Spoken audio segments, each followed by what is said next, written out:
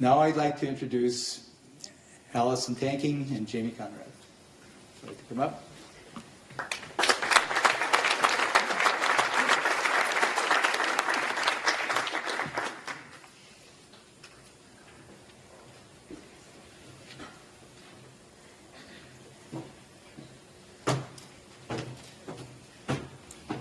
Good evening.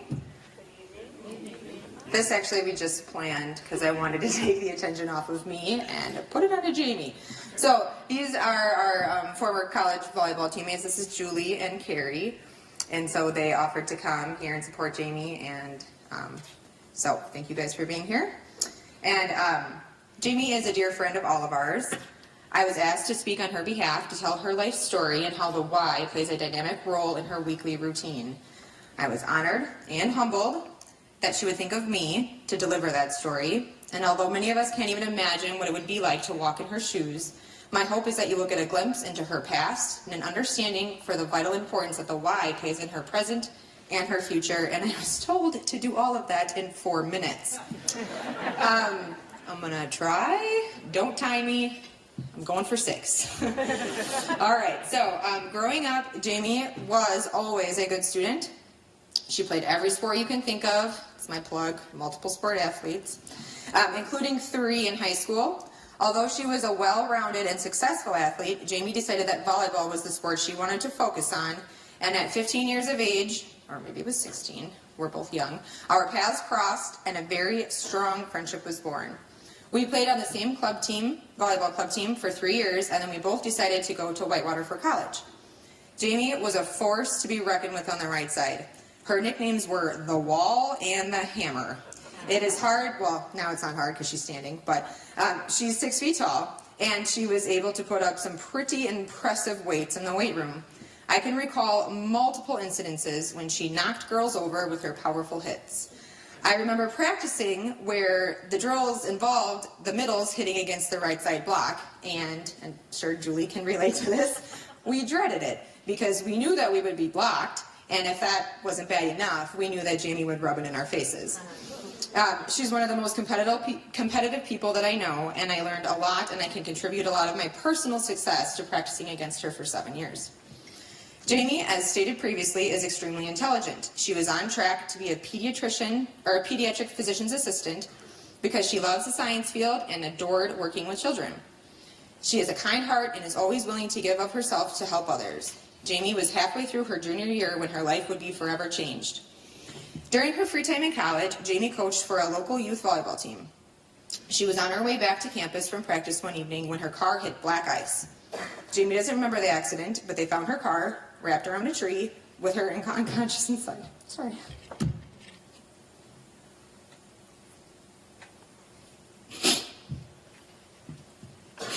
I told myself I was going to do this. Okay. Now I lost my spot. Okay, she was transported,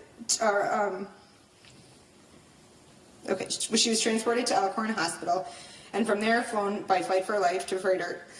She found out later that the impact was caused by her head striking the right side of the car as it buckled in.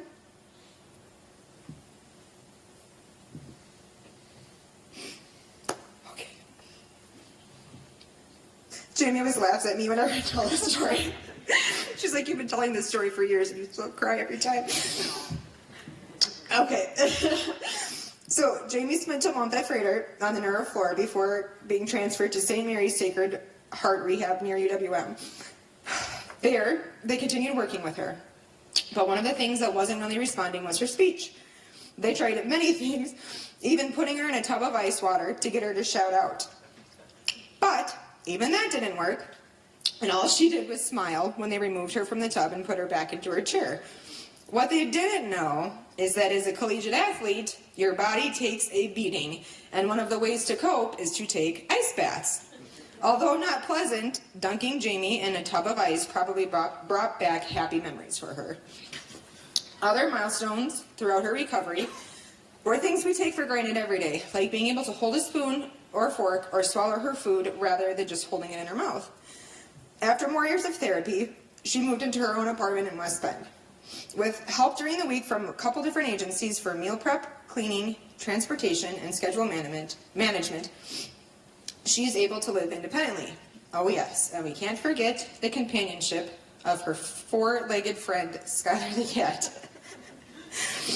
The progress that Jamie has made is nothing short of a miracle, and she recognizes that, which is why faith has become a much more important part of her life. She now attends regular Mass at St. Francis Cabrini, as well as donating her time to come into my 4th grade classroom to meet my students and educate them about how to treat people with disabilities. Jamie doesn't want to be treated differently, and when she's at the Y, she knows she is welcomed and accepted for her uniqueness.